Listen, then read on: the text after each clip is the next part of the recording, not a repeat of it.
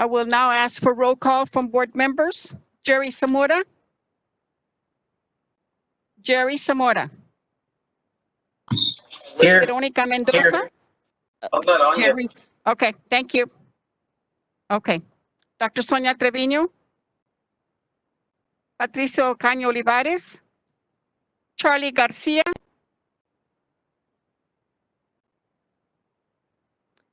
Petra Ramirez. And Minnie Rogers. We have only 3 so far.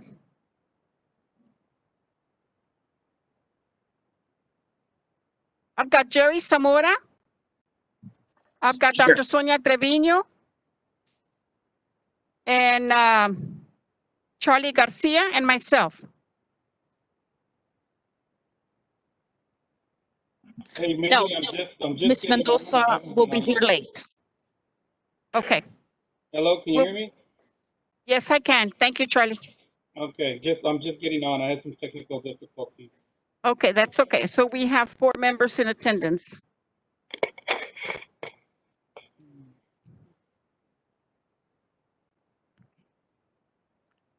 On March 16th, 2020, Governor Greg Abbott granted a request by Attorney General Ken Paxton to temporarily suspend a limited number of open meetings law to the extent necessary to allow telephonic or video conferencing meetings in response to the corona COVID-19. In accordance with this suspended rules, we certify the following. Notice of this meeting has been posted online for at least 72 hours.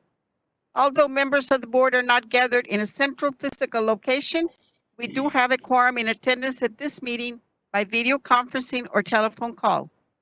We are meeting by use of Cisco WebEx, a software application which allows two-way communication for members of the public. As we would at any in-person meeting, members of the public who have the instructions on the meeting notice for registering to speak during the public comment portion will be unmuted for 5 minutes to speak. All other meeting procedures will adhere to board adopted procedures to the extent practicable. An audio recording of this meeting is being made and will be available to the public at a later date.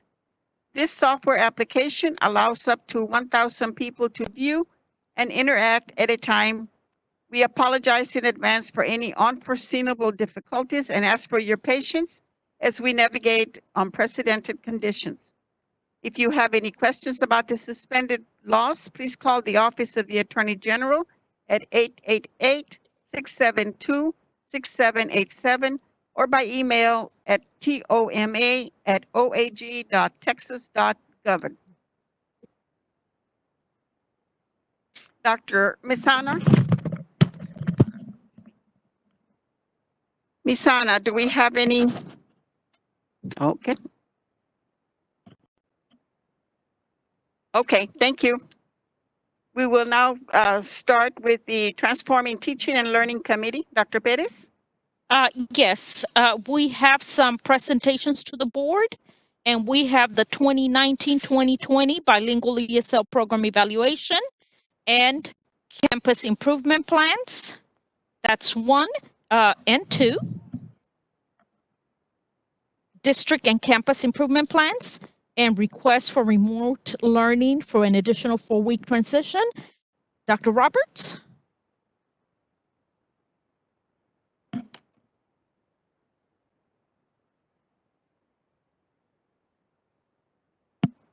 Good evening, Board President Ms. Rogers, board members, Dr. Perez. Thank you. The first presentation we do have is the Bilingual ESL Program presentation that is required by Texas Education Code 29.053, that annually the Bilingual ESL Program has to come before the board to present. The bilingual director has to come before the board to present the evaluation of the bilingual program. So now I will turn over the meeting to Ms. Angelina Martinez, who is our Director for Bilingual ESL. Ms. Martinez?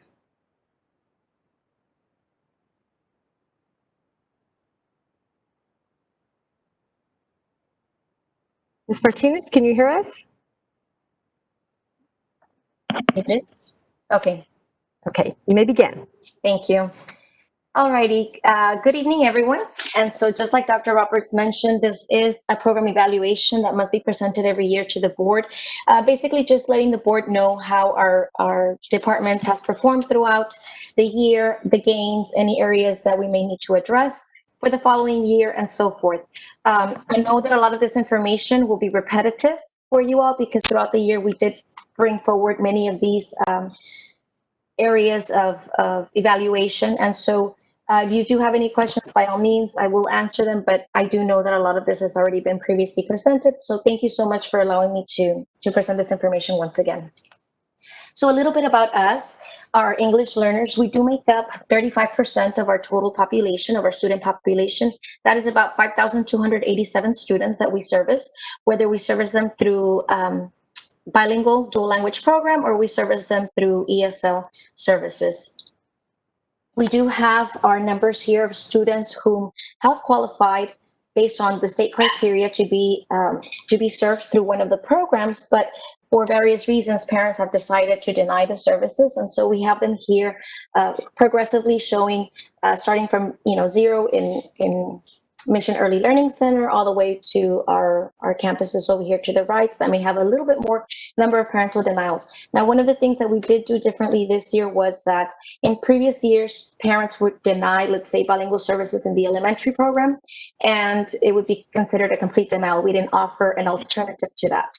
So something that we revamped this year was allowing parents to have ESL in the elementary so that they wouldn't be a complete denial and our students would receive some support, some services from our department as well. So these numbers have declined. It still makes up 2.2% of our 35% of students. And so every day we strive to ensure that we educate our parents with as much information as possible so that we don't have as many denials.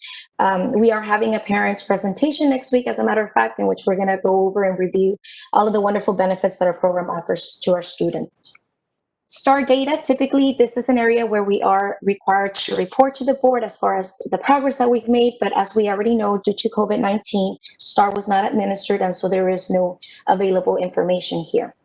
The same thing applies to TELPAs. Nevertheless, we did provide, I know Dr. Roberts provided at a previous board meeting, some information that we did have. It was an optional assessment. And so we did have some predicted results. Had we submitted, had we gone through the TELPAs, these were the predictions of what that would have looked like. And so as you can see here, there were a lot of gains. Everything that's in green to the far right, those are gains by campus. We do have some areas where we made some decreases, very few, minimal. Nevertheless, we are working with campuses to ensure that moving forward, everything is green because we want to see everything in green. So NCISD in 2019, the target was at 36%. That is what the state tells us our TELPA's target is. NCISD in 2019 was at a 30%, and with our predicted scores for 2020, we would have been at a 42%. So that is above the state target. Nevertheless, we always want to strive for more, and so we're taking that 42% and setting our goal above that for next year. And so here you can see how we did 2019 compared to the region and to the states, and how we would have, based on those preliminary scores, we would have scored compared to the region. The state data is still not yet available. We're right neck to neck with Region 1, and so our goal is that our students outperform the region and the state. And so that's going to be one of our goals for this coming year. Results-driven accountability results. This is state. This is another evaluation that is of our program based on state accountability. And so on here, a lot of them, there is no data, again, because there were no STAR scores. But moving forward, this is information that will be reported. The goal here is that we're at a level 0 in all of the different components. And so as you can see here, we have some data for 2019 because we're compared with the previous year, but we don't have any data for 2020. What we do have data for is our graduation rate. And so we are at a performance level 0. Again, that is our goal. So we're right there. But in looking at this information, the cutoff points for graduation is from 80 to 100. We're at an 80.9. And so we're very close to not meeting that. We have discussed this We've working alongside Dr. Roberts, the whole team, making sure that we strive to bring up this graduation rate. The same thing for our dropouts, making sure that we meet those targets. And something new for us is our EL dyslexia representation. Currently, it's a report only. As we move forward, they will be letting us know how we're going to be evaluated in these components, but making sure that that we stay within those targets that are set forward. This is just some professional developments that has been offered to our teachers last year. This year, I think we already have 20 sessions, and it's just the beginning of the year. And so just ensuring that our teachers have as much professional development so that they feel supported. We are working on a professional development plan to ensure that not only do our teachers have professional development, but that along with that, we're providing that support through resources, through our content coordinators, that we all work in unison to ensure that our teachers have what they need to help our students be successful. Here are our stipends. Nothing has changed as far as our stipends. Teachers will still be receiving their stipends. The process will still be the same. Last year was done online, so it's nothing new to our teachers. They did a marvelous job in submitting this information, so this should be a very smooth process. Moving forward in December, when they receive that stipend, it won't be anything new because they already did it online last year. And that's pretty much our report for bilingual. Any questions? Are there any questions for Ms. Martinez? Thank you, Ms. Martinez. Thank you so Ms. much. Martinez. Moving ahead on our agenda, the next item that we have are the campus improvement plan presentations. And just a reminder that the board shall approve and periodically review the district's mission and goals and to improve student performance. The mission, goals, and improved district and campus objectives shall be mutually supported and shall support the state goals and objectives under Education Code, Chapter 4. The board shall ensure that the district and campus improvement plans, as applicable, address all elements required by federal law for receipt of Title I funds, Part A, including elements pertaining to family and community engagement. The board shall ensure that administrative procedures meet legal requirements in the areas of planning, budgeting, curriculum, staffing patterns, staff development, and school organization. Adequately reflect the district's planning process and include implementation guidelines, timeframes, and necessary resources. Ms. Kim Risica, our Executive Director for Special Programs and School Improvement, oversees the campus and district improvement plan. So without further ado, I will turn over the meeting to her for the presentations by half of the campuses this evening. Thank you.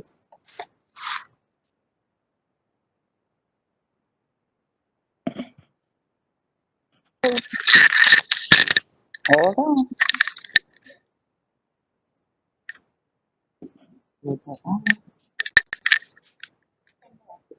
Now you can hear me? Okay. All right. Sorry, I don't know what I did.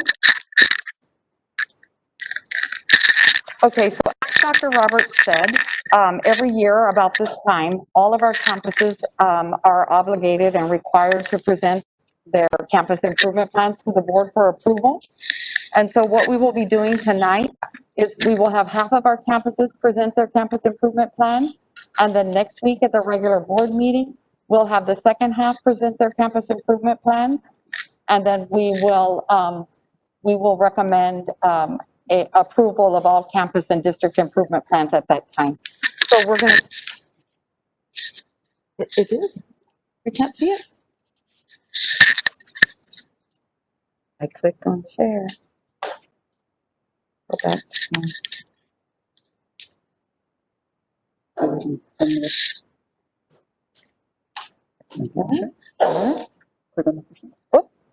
not this one? Yes? No. Go ahead. Let me just go, now can I just go play from start? Okay. So you can see it now? Okay. Okay, so we're ready to begin. So we're going to start tonight with Mission High School. And the principal of Mission High School, Ms. Sandra Rodriguez. Good evening. My name is Sandra Rodriguez, and I am the proud principal at Mission High School, home of the Mighty Eagles. And this evening, I have the privilege of sharing our campus improvement plan with you. And we begin with our campus strengths.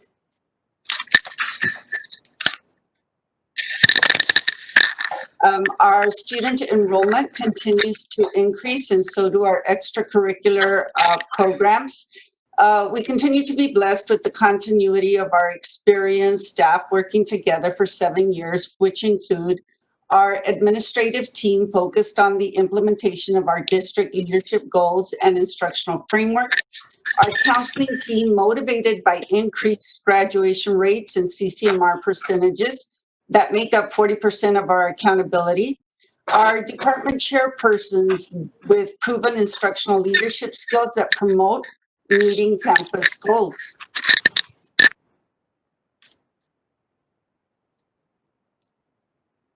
And our next slide. We continue with the next slide, which is one too many. There we go.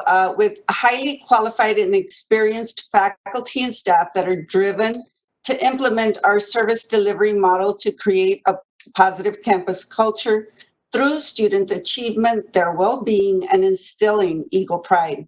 We've expanded our advanced academic programs by increasing the number of on-ramp courses that we offer, and we continue with STC dual enrollment and advanced placement courses. And this year we ended up with 12 AP scholars, which is the highest count in 7 years. We're going to continue with our Eagle T-STEM and our Career Tech Eagle College Academies that both offer dual enrollment, associate degrees, and certification opportunities for our students.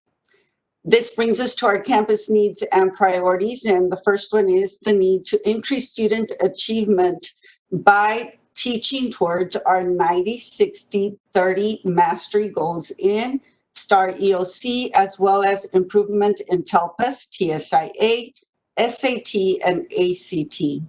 A priority will be to provide additional focus to mentor, guide, and support our special education, LEP, 504, RTI, dyslexic, and at-risk students to meet closing the gap accountability targets through consistent IEP and accommodations implementation.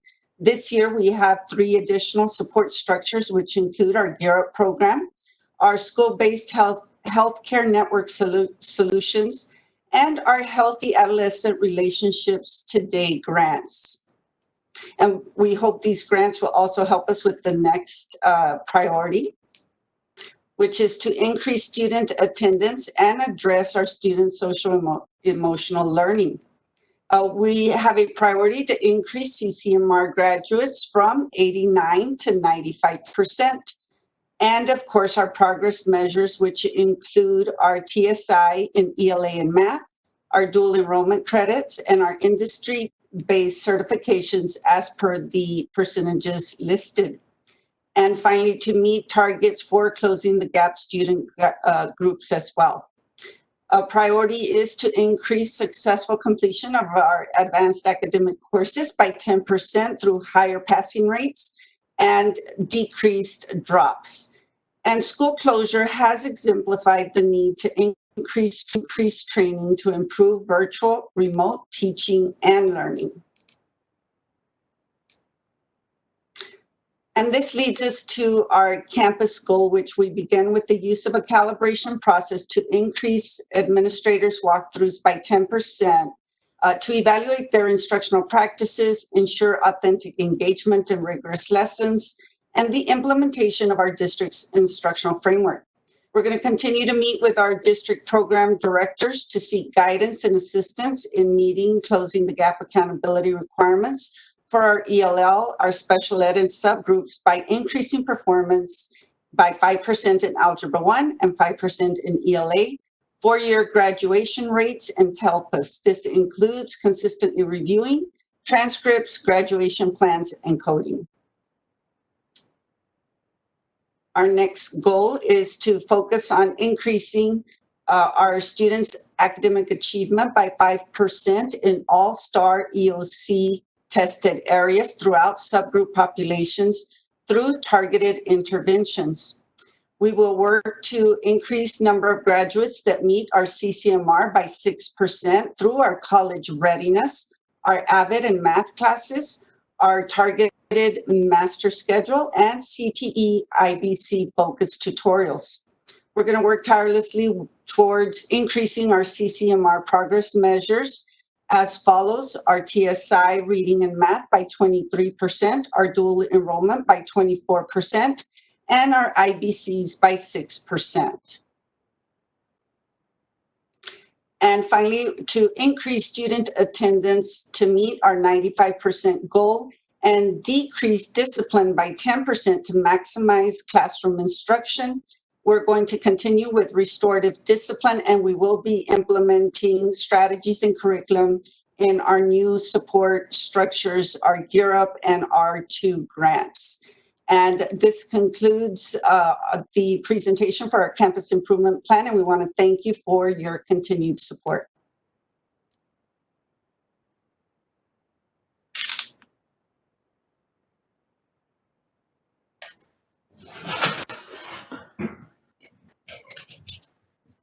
Good afternoon. My name is Annalisa Flores, and I'm the proud principal at Mission Collegiate High School.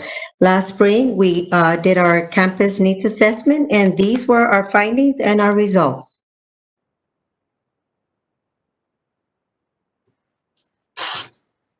Next slide.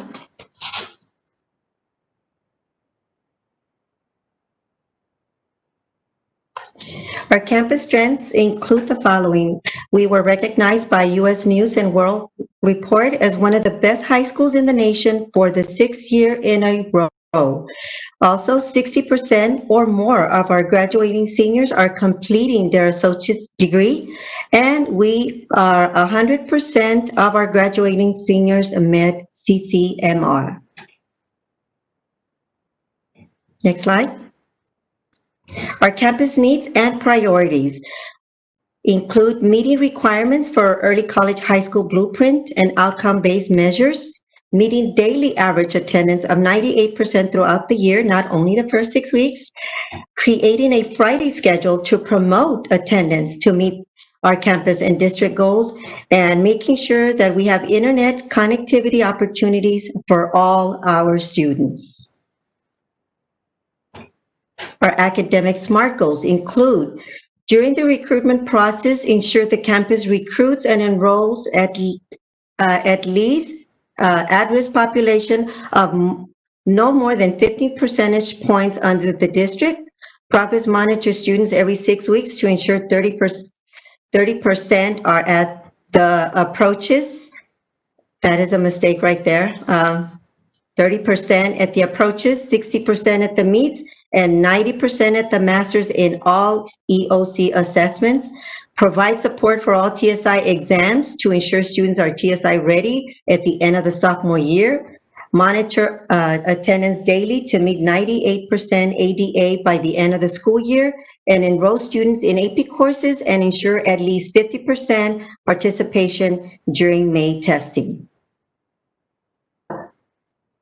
CCMR requirements. I'm proud to say that last year, during 2019-2020 school year, 100% of our seniors graduated being CCMR ready. And this year, we are off to a great start.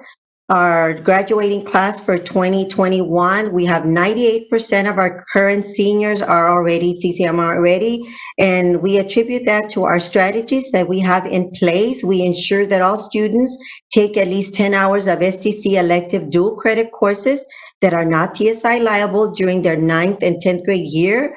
We schedule students to take dual classes as soon as they are TSI ready. We provide TSI college transition classes in our master schedule. We have a lot of testing opportunities for our students that include TSI, ACT, and SAT. We schedule all students to earn an associate's degree. We work with Mission High School Cake Department for students to earn level 1 or 2 certificates. And we allow military recruiters to present and meet with all juniors and seniors to set up ASVAB tests and speak to our students. And we progress monitor all students with fidelity to ensure all students meet at least one of the CCMR requirements. That concludes my presentation. Thank you. Thank you, Mrs. Flores. Up next, we have Ms. Betancourt from Kenneth White Junior High. Good afternoon, everyone. I hope everybody is doing well, and we have a short presentation for you. Okay. Just a minute, Ms. Betancourt. I'd like to recognize that Ms. Betty Mendoza has joined us virtually. Thank you. Yes, ma'am. Ms. Risica? Okay. We have some of our campus strengths have been over the years. We have a steady enrollment in our numbers, which is very important nowadays, being that we have two IDEA schools that surround our campus, and we have been able to maintain our numbers throughout the years, and that's excellent for our campus and for our district. We have a low turnover teacher rate. Our teachers don't leave us, they stay with us, which is great when it comes to the continuity of staff development efforts. Also, we have been working on a one-to-one campus. We are a one-to-one campus when it comes to technology, and that has been very helpful here the last couple of months in making sure that our students have the devices that they need. We invest yearly in technology, and we will continue to do so. Our school culture reflects that of high expectations in both academics and extracurricular activities, and you can always see our school pride in our students and our teachers. Some of the needs and priorities for our campus is to create mental health awareness in all our members of the organization, continue to update technology needs for our campus, increase and maintain student attendance rate, increase the number of students that are successful on STAR reading tests in each grade level to include our subpopulations, and provide advanced classes or opportunities to advance for our pre-AP and GT students.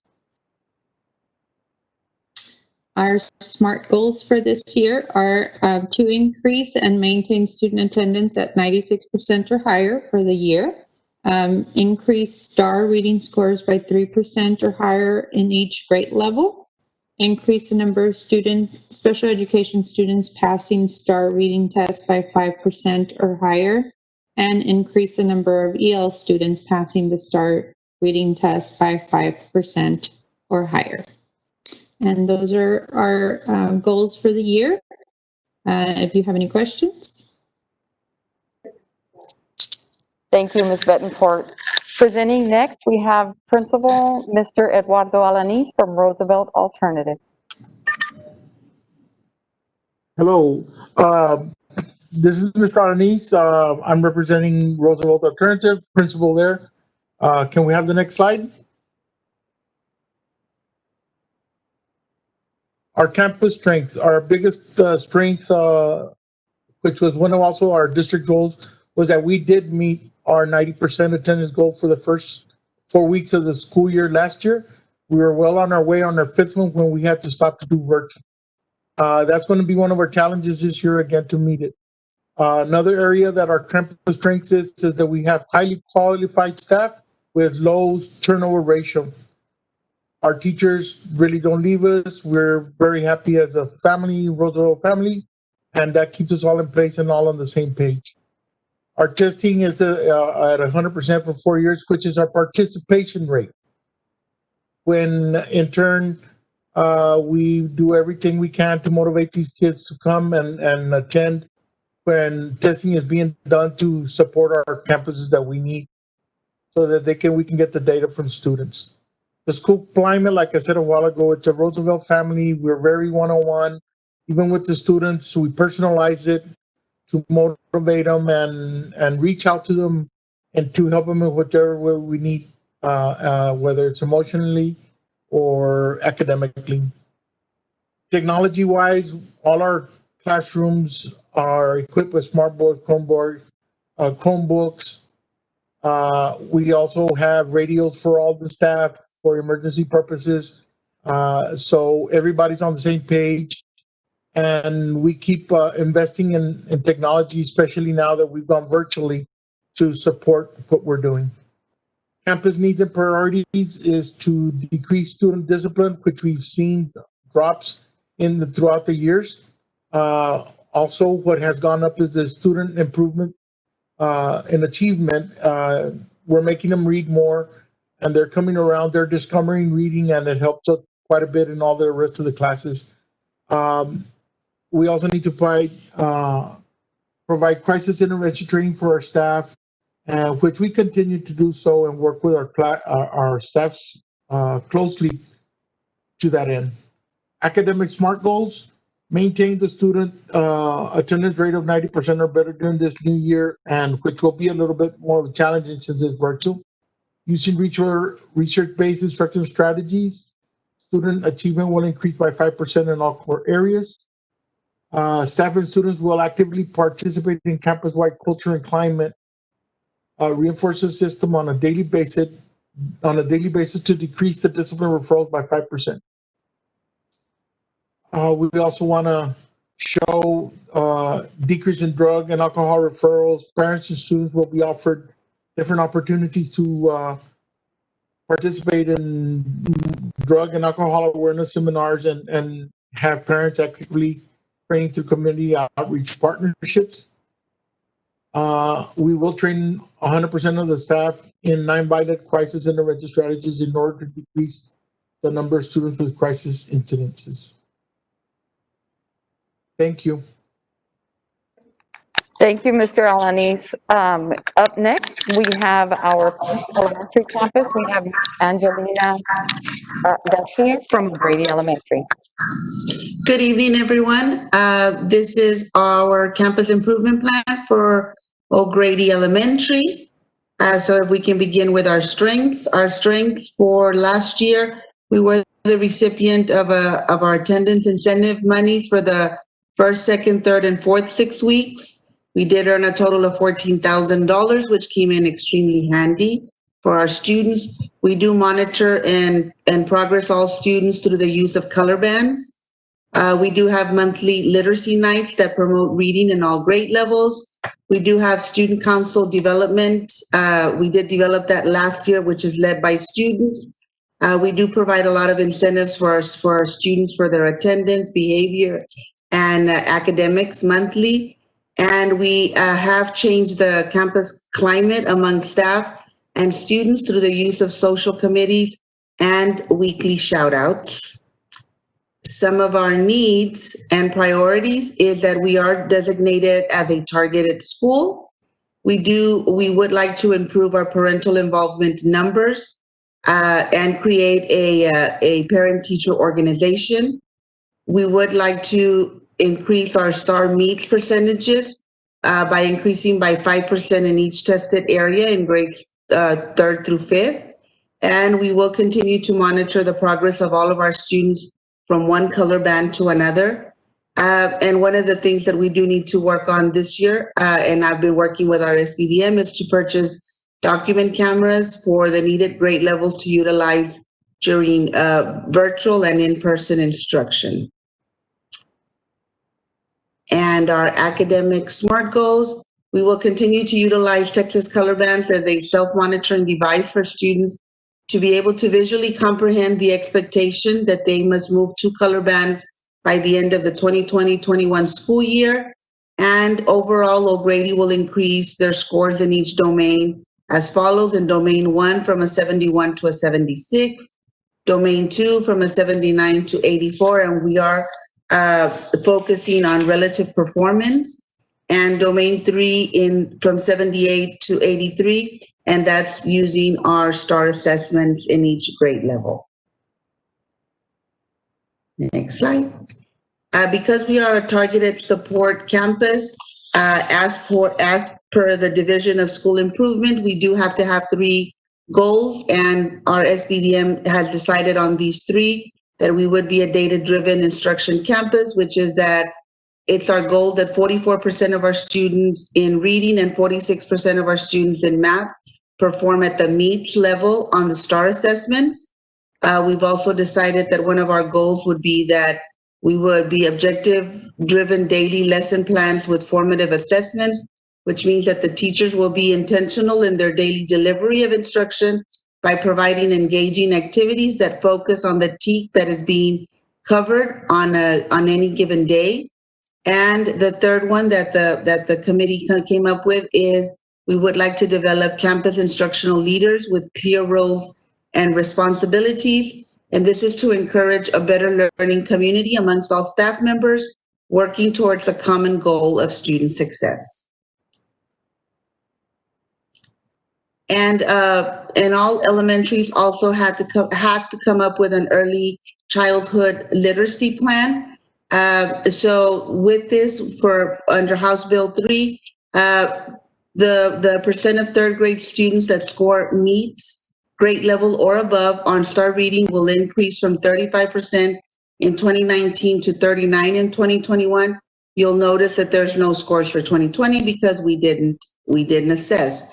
And then also for our lower grades from pre-K through second, we have to have expectations for our little babies as well. So pre-K students that score making acceptable or adequate progress on the circle end of year overall reading diagnostic will increase from a 93 in 2019 to a 95 in 2021.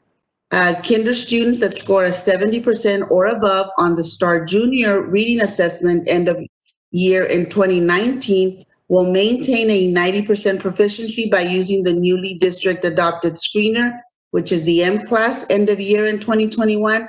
You'll notice that this one we're maintaining because we're using a different, in 2019, we used an assessment, now we're using a screener.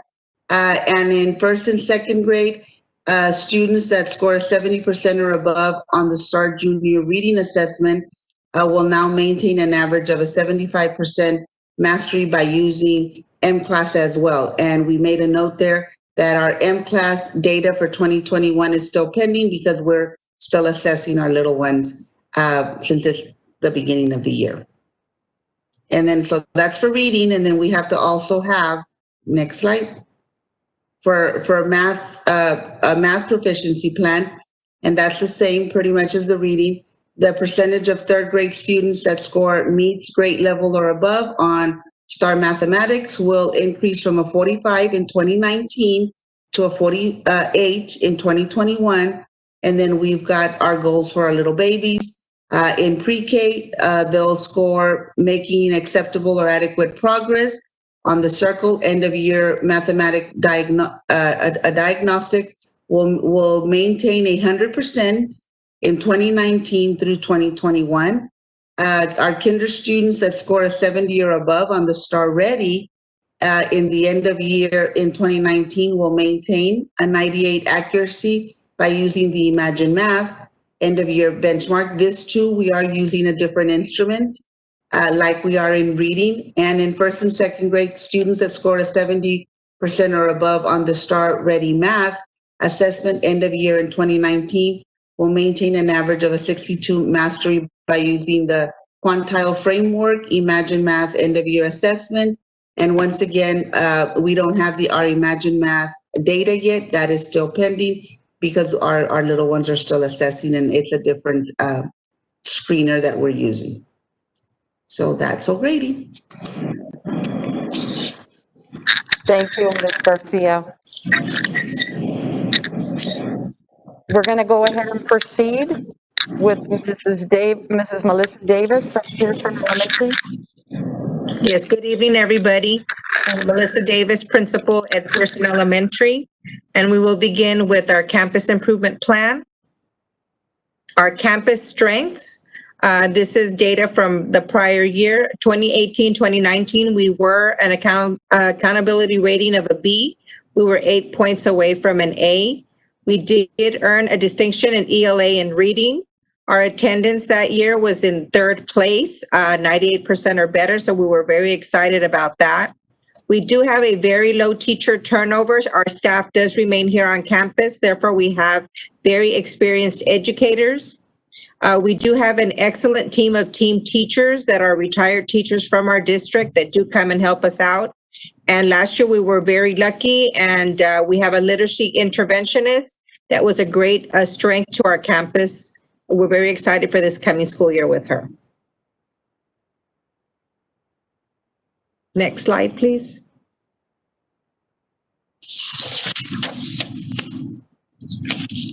Our needs and priorities. We are focusing on attendance. We do want to maintain the 98% attendance each grading period. We are wanting to improve our STAR scores and our TELPA's proficiency expectations of growth. We do want to increase campus enrollment. We want to increase the number of GT identified students here at Pearson. And we are continuously trying to improve our parental involvement here on campus. Our academic SMART goals for Pearson Elementary are to improve our rating to an A and to increase the number of distinctions. Our kinder through second grade students will improve their district fluency with a goal of 75% for everybody to be on grade level at the end of the school year. And we want to increase student attendance each grading period to 98%. And this year we did have the Early Childhood Literacy Plan, which is from House Bill 3. So we did have Early Childhood Literacy Progress Measure 1. In pre-K, we have students that score making acceptable progress on the Circle EOY. Overall reading diagnostic will increase from a 75% in 2019 to a 78% in 2021. Our kinder students that score on or above 70% on the STAR reading assessment, STAR Junior, EOY will increase from a 72% May 2019 to a 76% using the M-Class EOY assessment data by June 2021. In first and second grade, students that score a 70% or higher on the STAR Junior reading assessment at the end of the year will increase from a 51% May 2019 to a 56% using the M-Class EOY assessment data in June 2021. And our third grade students that take the STAR assessment will score meets grade level or above will improve from a 32% on their May 2019 test to a 37% by June of 2021. There is no data for 2020 due to COVID-19 disruptions. And our beginning of the year data is still pending because we are still testing our students. And our math is very much mirrored the same thing with Early Childhood Mathematics Progress Measure 1.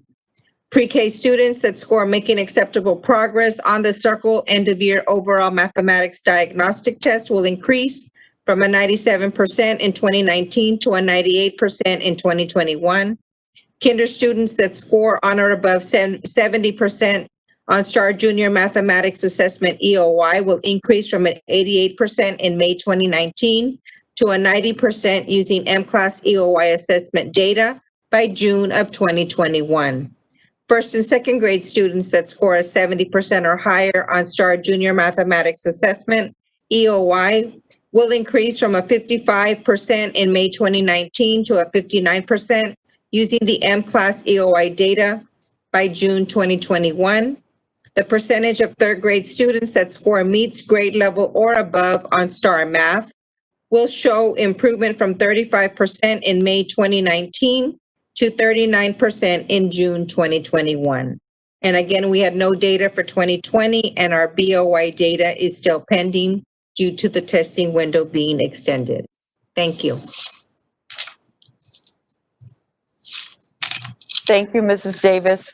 Up next, we have Mrs. Pena from Leal Elementary School of Technology and Engineering. Ms. Pena, are you ready?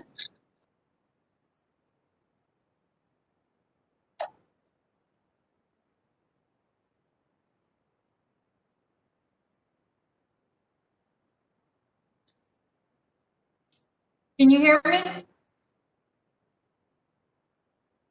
Yes, we can hear you. Okay. Good evening, Dr. Perez, members of the board. I will be presenting our 2021 Campus Improvement Plan. The strengths at Leal Elementary. Students were very successful in all their STEM activities. Last year, it was our first year as a STEM campus. We are now Leal Elementary School of Technology and Engineering. We had a very successful 1920 end of year due to our teacher diligence in learning how to teach remotely. We just dove in there and got the job done, and we finished real strong. Another strength that we have is 100% of our staff is on target with virtual remote. And I can honestly say that anyone can reach out to any of our staff members, and they know their stuff. We have a joke at school. We have the runners, we have the walkers, and we have the crawlers. And everybody knows that I am at the end of that crawler line, but everyone else is running. So super proud of our teachers. Our campus needs and priorities. To decrease, we have a decrease in enrollment. We're minus 57 students at the beginning of the year. I did go to the apartments, talk to the managers. I was trying to find out how we could bring these students back. And between both complex apartments, 43 families were evicted due to loss of jobs, due to COVID, not being able to pay their rent. And so they had to relocate and move in with families when I made phone calls to those families. We have a very low attendance rate on any given day. When the report comes in at midnight, you can almost be sure that we are number 14 on that list. And that is not something that we are proud of. We are working extremely hard to get our kids in. We're doing everything possible, utilizing all our resources. We have a new ARO assigned to our campus, and hopefully we're counting and banking on Mr. Gutierrez on hopefully making an impact on our attendance. We have very low parental engagement and participation. At this point, teachers are calling every day. So we're seeing that a lot of our calls are blocked or they change their numbers.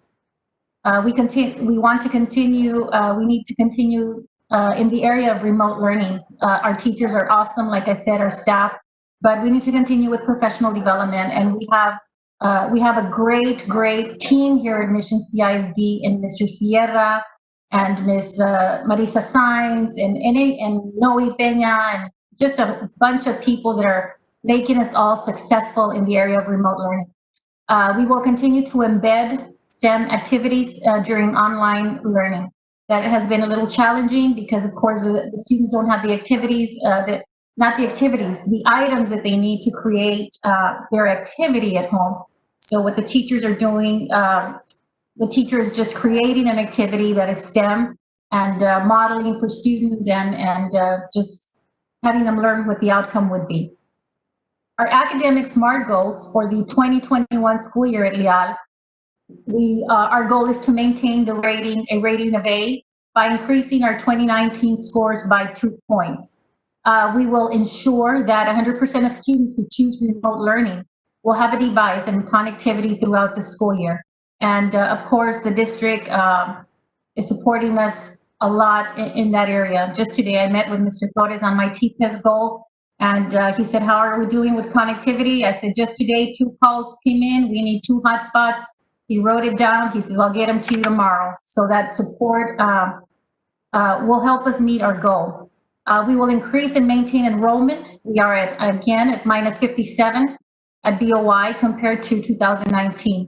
And again, families have had to relocate due to the pandemic. We will increase and maintain attendance at 98% during remote and in-person learning. House Bill 3, early literacy and math goals. This is CPALS. This is for pre-K 3 and 4. Of course, pre-K 3 was new to us, and they finished really strong. This is middle of the year data. And so they were in the 60s in phonics, 8% at rapid letter, vocabulary 67, 94 in math, and they were even higher than pre-K 4. So pre-K 3, we started really strong and we finished strong. And of course, we don't have any data right now. The data is pending for this year. For Star Junior and the district benchmarks, this is the 2019 middle of year data. And in language arts, we at a meets at middle of year. In kinder, we were at a 56, so we hope to be at a 60. In first grade, we were at a 20, and so we hope to increased by 10 and ended with a 30%. Second grade was at 24, and we're hoping to get to 35. And in third grade, we were at 33% and hope to get to 43. In the area of math, middle of year, 1920, kinder was at a 49, and so we hope to be at a 55 this year. First grade, 59%, and so we're aiming at 65%. Second grade, 43%, so we're going to shoot for that 50% or higher. And third grade, 29%, and we hope to hit that 35% or higher. This is the Imagine Math, kinder through third. Middle of the year, 2019-20, kinder was at 0%. First grade was at 0%, second grade was at 12%, and third grade was at 8%. Starting off the year, this year, kinder again continues at 0%, so we hope to make 10%. First grade was at 4%, and we're aiming at 15%. And second grade was at 14%, and we're aiming for 25%, and third grade, 9%, and we will aim for 20% growth. Literacy screener, this is for kinder through second. Last year we had Lion, Leon, and this year we have Dibbles, Idel in Spanish. So in Lion last year, at above level, in both Lion and Leon, kinder was at 83% and the Spanish 78%. First grade 33%, and in Spanish they were at 21%. And in second grade 47%, and in Leon in Spanish 11%. Dibbles, just these past couple of weeks that we started testing, in kinder we are at or above benchmark. We're at 36%, so we're going to aim for a 45%. First grade, 23%. Our goal is 30%. Second grade was at 35%, so we're going to, our goal will be 40%. And our EL students who are always stronger, 57% in kinder, and our goal will be 65%. In first grade, we had a 14%. So we're aiming at hitting that 20%. And second grade was at a 49%, so our goal will be 55%. Thank you. Thank you, Mrs. Peña.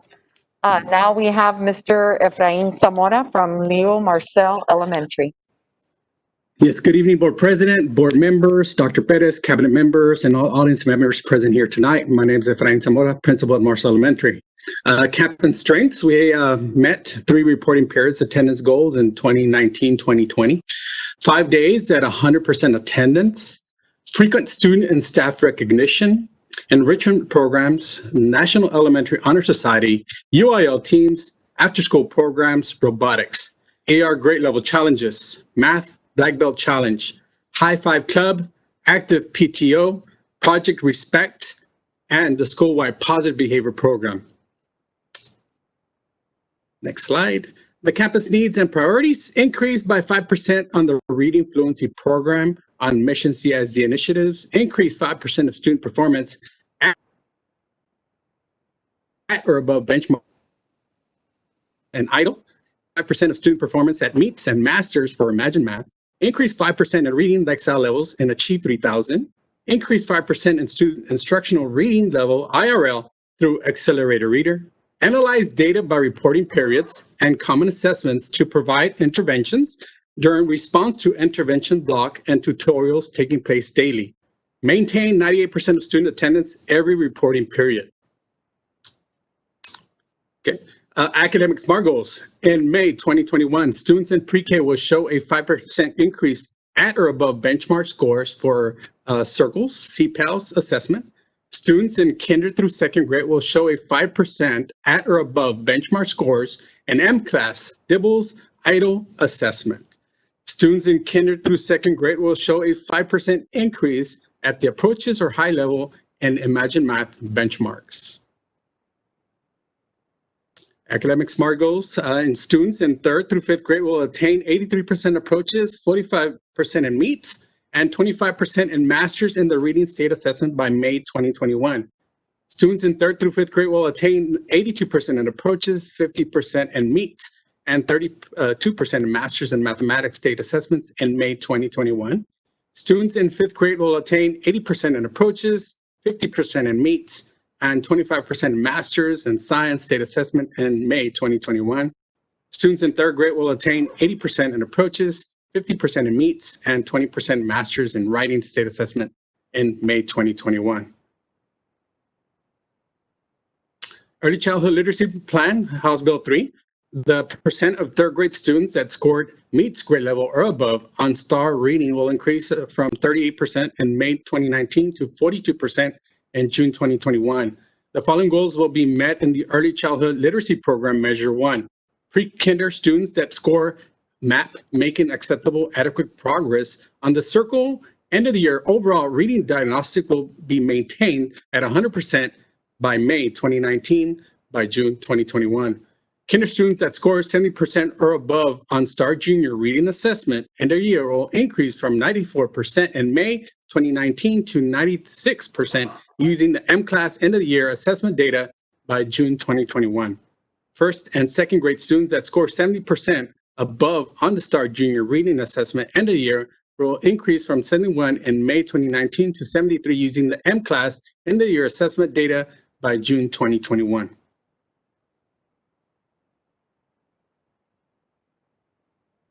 Next slide.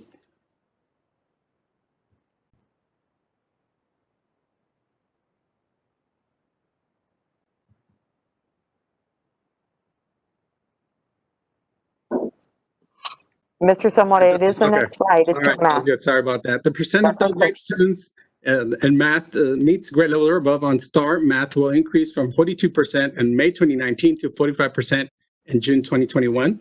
The following goals will be met in the Early Childhood Literacy Program Measure 1.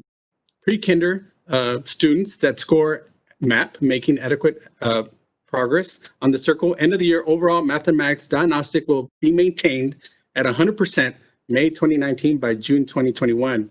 Kinder students that score 70% or above on the STAR reading math assessments in a year will be maintained from 100% in May 2019 to 100% using the quantile framework Imagine Math end of year assessment data by June 2021. And 1st and 2nd grade students that score 70% or above on STAR reading math assessment end of year will increase from 61% in May 2019 to 64 using the quantile framework Imagine Math end of year assessment data by June 2021. And of course, this concludes our presentation. Thank you for your time and support. Thank you, Mr. Zamora. We now have Mr. Enrique Alvarez from Cantu Elementary. Mr. Alvarez, are you with us?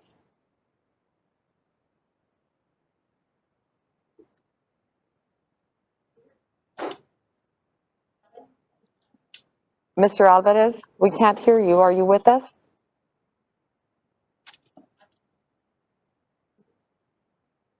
Mr. Alvarez, can you unmute?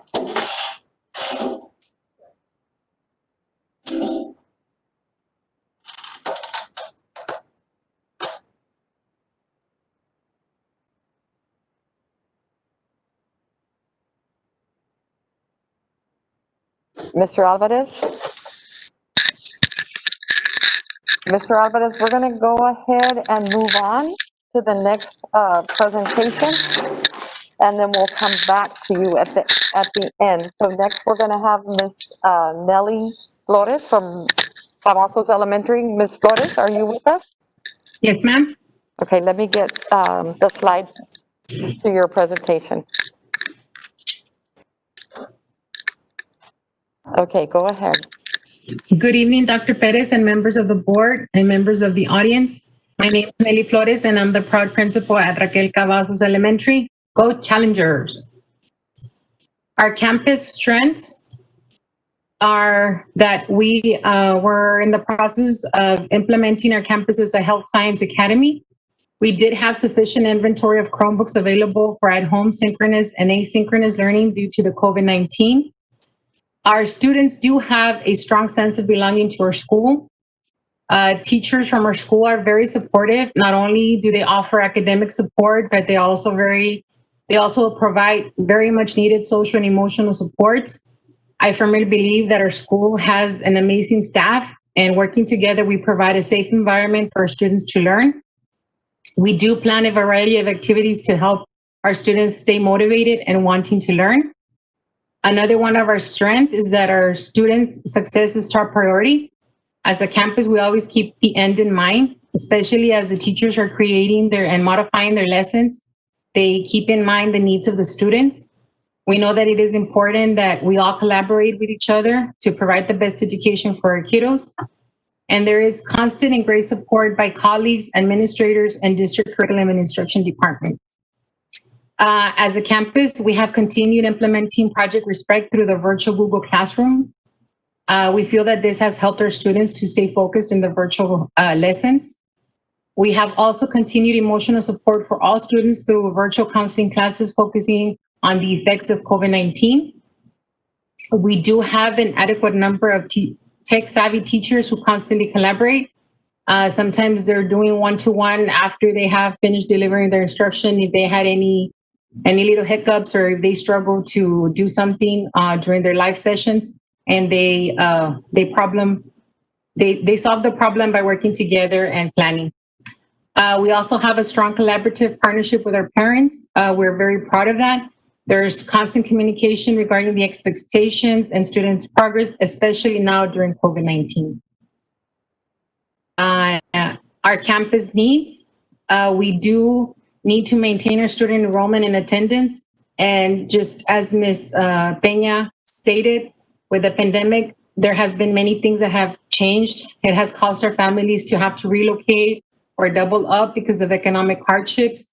And a lot of our families have returned to Mexico. We have a decline in our enrollment of 29 students, and that's where they are, most of them.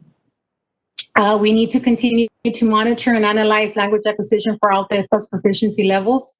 We need to monitor and analyze student growth with emphasis on closing the gaps for all students struggling with on-grade level reading and math as a result of inadequate instruction due to COVID-19. We need to ensure we continue to provide adequate staff development in areas that address virtual learning and the implementation of best practice applications. We need to continue to identify, monitor, and service at-risk population students with prescribed instruction with our team teachers and tutoring through the virtual learning. And we also need to increase the academic performance of our special ed and our English language learners. Our SMART goals for this coming year, our STAR reading test for 3rd, 4th, and 5th. We're going to have at least 60% of our students in both 3rd and 4th grade to score at MEETS level as measured by STAR in the spring of 2021. At least 80% of our students in 5th grade will score at approaches level or higher. And due to COVID-19, we're only going to have one administration this time around. So our teachers are working really hard to make sure that we get that 80% or higher. On the STAR writing test in grade 4, at least 60% of the students in 4th grade will score at MEETS level as measured by the STAR writing test in spring of 2021. In our science 5th grade, at least 60% of our students will score at the MEETS level as it's measured in the science test in spring 2021. The fluency levels in kinder, 1st and 2nd grade, we're going to have at least 90% of our students in kinder that will be reading at 30 words per minute, in 1st grade 60 words per minute, and in 2nd grade 90 words per minute. And all our kinder through 3rd grade teachers will successfully complete their reading academy as mandated by TA by July 2021. On our childhood literacy plan, as a district, we have changed the assessment to be aligned with the House Bill 3. The district brought in M-Class and it has been implemented this school year. Administrators and IAS were trained to be trainers to help our teachers in the transition to this new instrument. The teachers are still completing the beginning of the year assessment due to the fact that the assessment for ELR changed to M-Class, and we will be sharing those results later. But the plan is for the percent of 3rd grade students to score at MEETS grade level or above to increase from 29% in May 2019 to 34% in June 2021. The goals that we're gonna set to be able to meet the progress measure 1 is in pre-K. We are gonna maintain the 100% that we did from May 2019 to June 2021 using the circle. In kinder, we will move from a 91% for 70% of our kids to and above that scored on the START reading assessment at the end of the year from 91% to 93. But now we're going to be using the M-Class end of year assessment data. And in first and second grade, the score of 70% or above on the START junior reading assessment will increase from 72% in 2019 to 75%, but we will be using the M-Class end of year assessment data by June 2021. And then for the early childhood math, we, like my colleague said, we are still pending results because the testing window was extended for Imagine Math, and those results will be shared later. But in third grade also for math, we're gonna, on the meets grade level or above, we are gonna increase from a 40% in May 2019 to 44% by June 2021. And the goals that we're gonna set to be able to meet the early childhood math progress measure 1 is in pre-K. We are gonna maintain the 100% from May 2019 through June 2021 on making acceptable and adequate progress. In kinder, students will score 70% or above on the STAR reading math. They used to do the STAR reading math assessment, and we had a 98% in May 2019. But now that we're using the TX-Key end of year assessment data, we're going to move to 90. We're going to maintain it, at 98% in June 2021. And in first and second grade, the scores of 70% or above, we used to use the STAR Ready math assessment. It will increase from 50% to 55%, but we'll be using the quintile framework from Imagine Math of the end of the year assessment data by June 2021. This does conclude the presentation of the Campus Improvement Plan for Raquel Cavazos. We would like to thank all the board members for all your support and commitment to our students. Do you have any questions? Thank you, Ms. Flores. We're going to go ahead and continue with Escobar Rios and Mrs. Myra Garza, and then Mr. Alvarez. Hopefully you were able to get on, and then we'll finish up with you. Mrs. Garza, are you with us? Yes, ma'am. Yes, ma'am, I'm here. Can you hear me? Can you hear me? Yes, ma'am, we can hear you. Go ahead. Okay, great. Just making sure. Thank you so much. I am Myra Garza, the principal at Escobar Rios Elementary, home of the Achievers, and I will be sharing our campus improvement plan with you this evening. Starting off with our campus strengths, they presented the data at the beginning of the session this evening. We did have a significant TELPUS projected gains, the goal being 36% for the year, however, and the projection was 44% actually when they put all the information together. So significant gains of there with TELPUS, because the focus for the campus was to ensure that the EL students were being supported throughout the year to have those gains. So we're looking at continuing that progress when we have our assessment at the end of this school year. 2019 National Blue Ribbon Award recipient, strong destination imagination teams and up-and-coming robotics teams, high teacher retention rates. We're looking forward to becoming a future project-based learning academy, and project-based learning is a student-centered pedagogy that involves a dynamic classroom approach in which students acquire a deeper knowledge through active exploration of real-world challenges and problems, so basically making their learning very relevant. So we're starting the process this month, and it'll be the training portion of it will be completed by November, so looking forward to keep an eye out for that academy. Devices for all teachers and students to support teaching and learning. What used to be a weakness is now a campus strength. Thank you for all of that support that we've received at the district level. As a result, we're able to have our remote instruction without issues regarding devices or connectivity. As far as needs and priorities, our targeted instruction through the implementation of the ELPS to meet the differentiated needs of English learners and increase state accountability performance, because that 3% of accountability is based on TELPA's performance. That could make the difference in a letter grade. So we're looking at hitting that A this year. And so we're really going to continue working with our EL students and their needs. Looking at increasing campus enrollment, I went ahead and put you some longitudinal data for you to see. And from 2016 to 2017, we're at 523. You see a decline to 470, 420, and then an upward move at 444. So professional development, in addition, on effective remote instruction for teachers to meet student learning needs, as well as increased parental involvement to support remote and in-person instruction. Slide, please.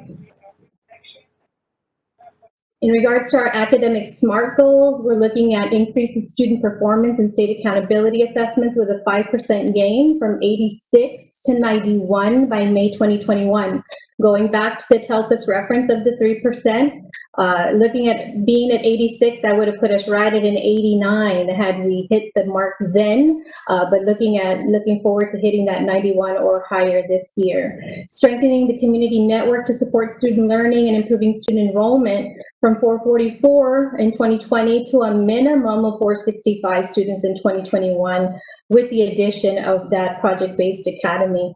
Implement attendance monitoring procedures to increase attendance from 96.4 in 2019. That number put us in quartile 3 when we looked at accountability. And while we work towards hitting 98, and when we set SMART goals, we have to make sure they're attainable. The reason we went with 97 is because the floor at the time when we were looking at 2019 for quartile 1 was 96.5. So the floor being 96.9, we hit at 97 or higher, surely to put us in quartile 1. So that's the reason for that. As far as early childhood literacy plan, the percent of third grade students that score meets grade level or above on STAR reading will increase from 55% in May 2019 to 56% by June 2021.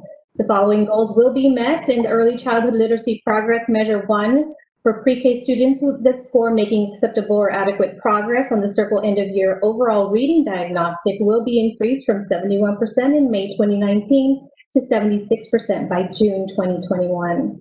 Kinder students that score 70% or above on the STAR Junior Reading Assessment end of year will increase from 84% in May 2019 to 87% using the M-Class EOI assessment data by June 2021.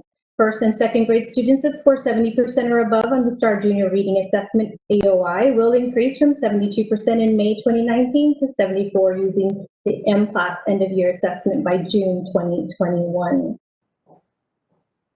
Slide, please. The percent of third grade students that score meets grade level or above on STAR Math will be maintained from 68% in May 2019 to 68% by June 2021. The following goals will be met in the early childhood math progress measure 1. Pre-kinder students that score making acceptable adequate progress on the Circle end of year overall mathematics diagnostic will improve from 98% in May 2019 to 99% by June 2021.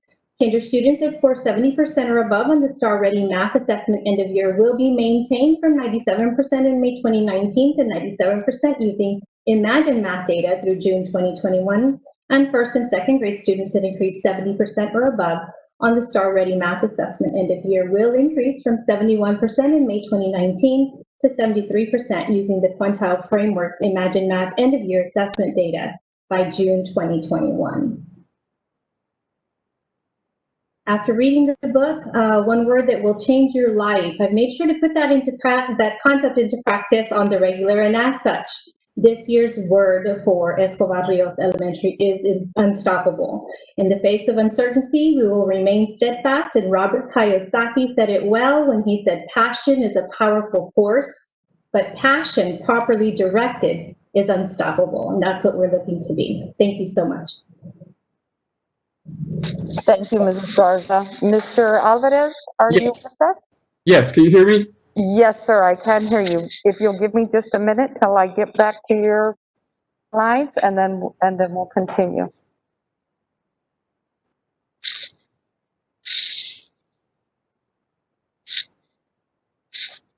Are you ready? Yes. Good evening, and do apologize for the technical difficulties. I'm Enrique Alvarez, proud principal at Cantu Elementary.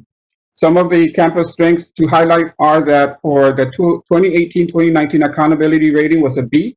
We also earned 3 distinctions for ELA reading, science, post-secondary readiness, and we're also being proactive in identifying students that have special needs at an early age instead of waiting until the upper grades in 3rd, 4th, and 5th when usually there's a lot of referrals.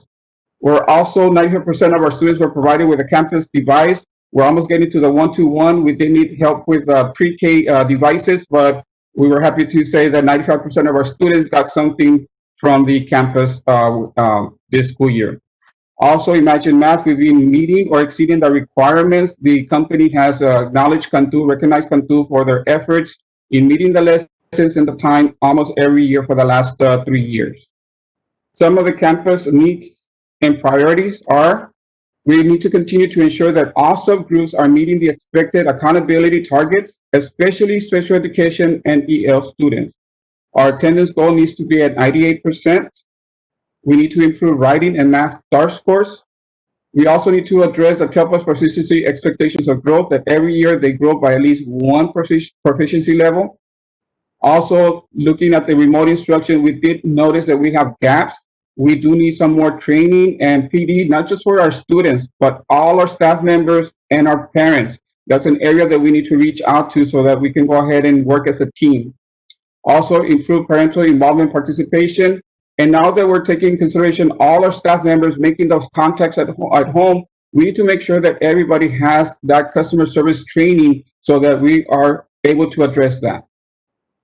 Our campus SMART goals for next year are that 90% of our students will be reading fluently at grade level by the end of the school year. Now that we have a phonics program, it's something that we can go ahead and start with the foundation years.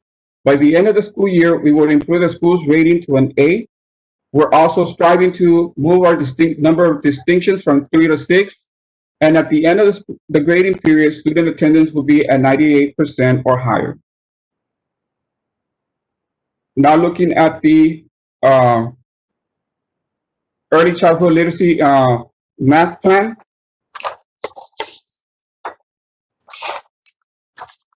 The percent of 3rd grade students that score meets or grade level at above the STAR reading will increase from 38% to 42% by 2021.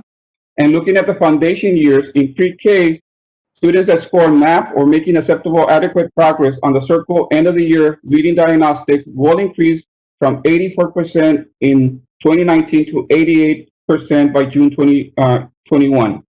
Also looking at kinder students that scored 70% or above on the STAR Junior reading assessment end of the year will increase from 75% in May 2019 to 78% using the N-class end of the year assessment data by June 2021. And also 1st and 2nd grade students that score 70% or above on the STAR Junior reading assessment end of the year will increase from 58% to 62% using the N-class. At this moment, we're still with the window. We haven't finished testing, so the data is still pending. Looking at the reading, it's a similar goal. We want our 3rd grade students that score meets grade level or above on the STAR math that will increase from 39% to 43% by June 2021.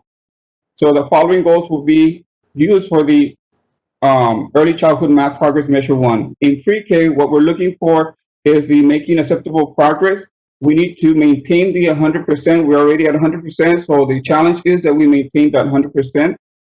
Kinder students that score 70% or above on the STAR rating math assessment will increase from 95% of May 2019 to 96% by June 2011.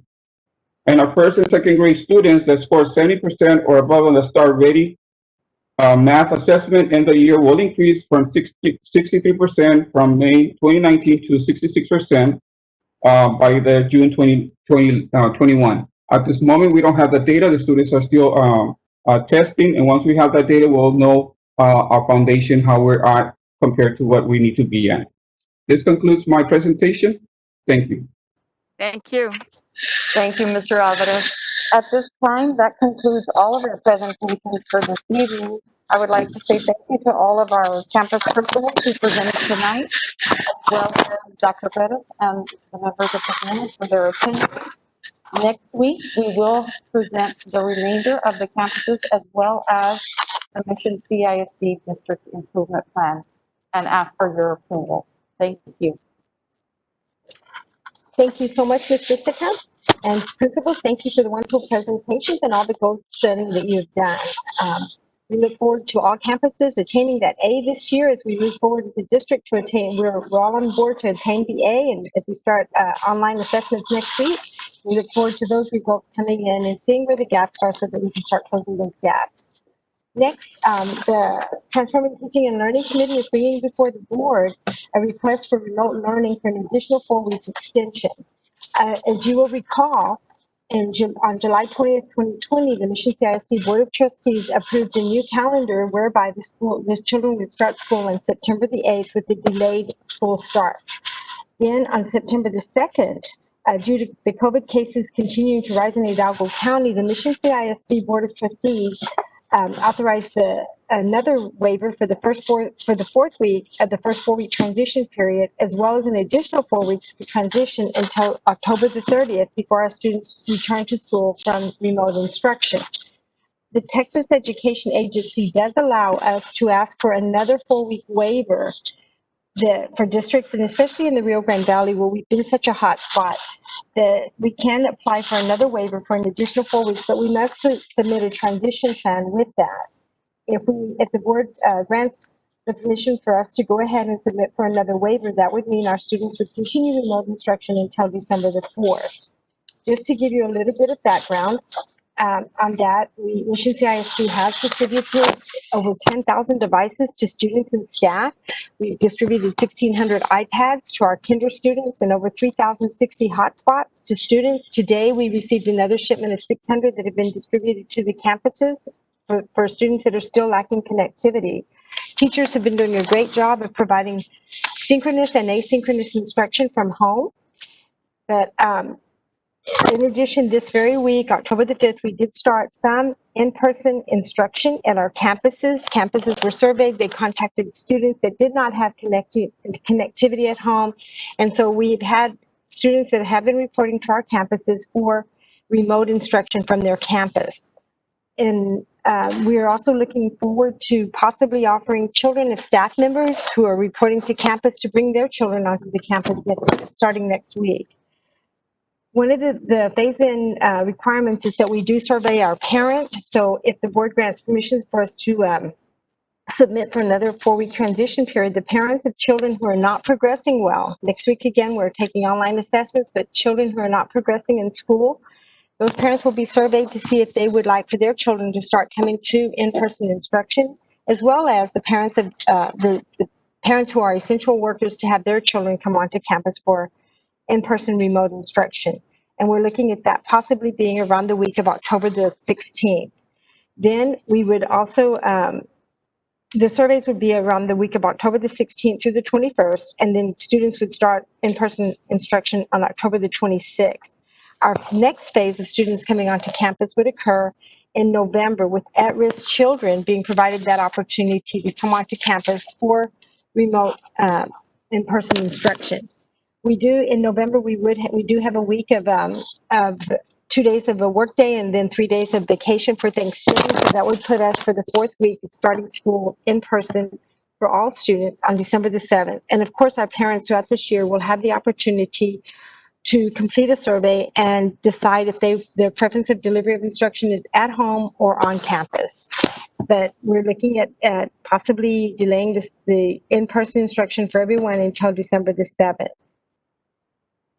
Currently, the number of students that are without internet or a device, we did have about 445 elementary students that were requesting devices, which were able to be distributed to the campuses today. Those are hotspots. Every student that has requested a device has been able to receive a Chromebook or an iPad, and also the mini iPads that are coming in.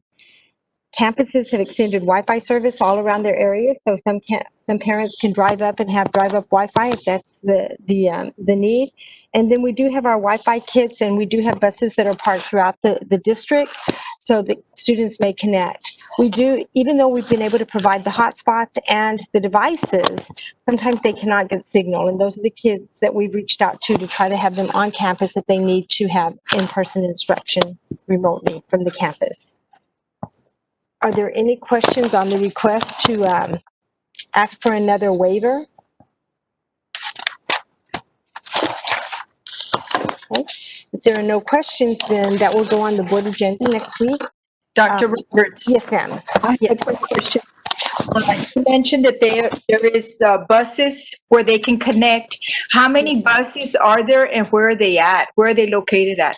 We have a list, I believe there's, I want to say 15 buses that have the Wi-Fi kits on them, and they're throughout the district. We are monitoring that usage. And so there's been, even though we have those buses throughout the district, there's been very little usage on the Wi-Fi kits. And so that's one of the things that's going to be up for discussion next week as we have our executive leadership.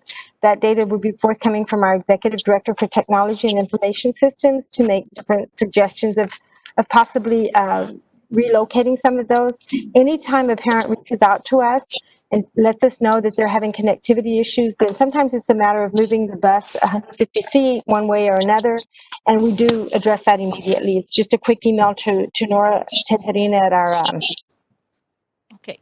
we have 30 buses. Yes. Ms. Garcias, with the Wi-Fi. But anytime that we have any connectivity issues or anything like that, it's a quick email to Nora Tejerina and our director for transportation. She's on it right away, and they go and they check and they move the buses as needed. The buses have been placed strategically based on the need of the community. You will see some of our buses just parked in different plazas, shopping plazas.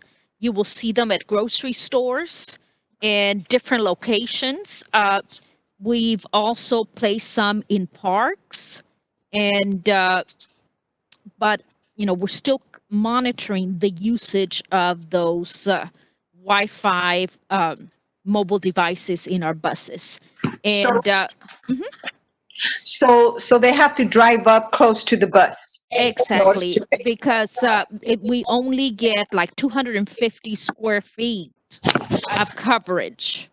So we know that there may be families that don't have a way to take the kids to the buses.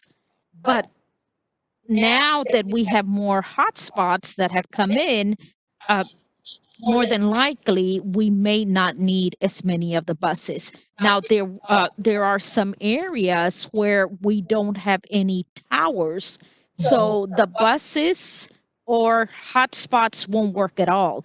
And that's why we ask those children's parents to allow them to come in this particular week so that they would be working on site with monitors. Now, we will continue to do that as we move forward. If,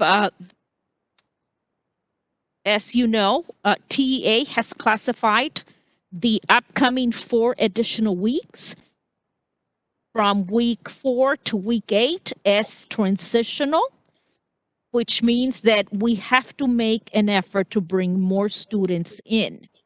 But as we continue to do that, we will continue to try to do on-site in the campus virtual instruction, which will mean that we will be bringing more staff members to monitor the children as they are working on their devices and still connected to their classroom teachers. So it won't be in-person teaching yet. Any other questions? How many students are taking advantage of? How many parents are allowing their kids to come in? Not very many. Dr. Roberts? We have less than 45 students reporting to, I want to say, 4 campuses currently. And so, we did start out with about 77 students, but as campuses reached out to the families, they figured out other ways. And, I think there's still a lot of fear in our community about bringing their children onto campus just because of the COVID situation here. So we started this week on Monday, and we were supposed to have 71 students. We had 44 on Monday, so it's around 45 that are coming in. And as of 2 weeks ago, we started with 600 students that our campuses identified as needing connectivity. And then as they started to make phone calls and reach out to the parents, but within a couple of days, the numbers went down to 300 and eventually to about in the 70s. And then when it came to day one, we only had those 45 that were willing to come in person. However, like Dr. Roberts mentioned, now we have more hotspots to be able to provide to some of those families. So also, when children have not had connectivity, have been working with packets and so forth, it's not the same level of instruction. That is the reason why, as we continue to transition and meeting also the requirements to bring in more children, we will be opening the opportunity to the children that have fallen behind and have not been successful. So at the end of the 6 weeks, which is already upon us, students will be identified, and those students, parents will be contacted. And of course, parents will always have a choice, but we will encourage them to come in person so that we can have more support for them and more monitoring. And as you know, we do have parents that say, I'm home, but I really don't know a lot about computers, so it's difficult for me to support my child. So if the children are becoming at risk, that's where we are going to try to reach out and bring them to our campuses so that we're able to provide that support. And then eventually, as the situation continues to get better, we are going to phase it in.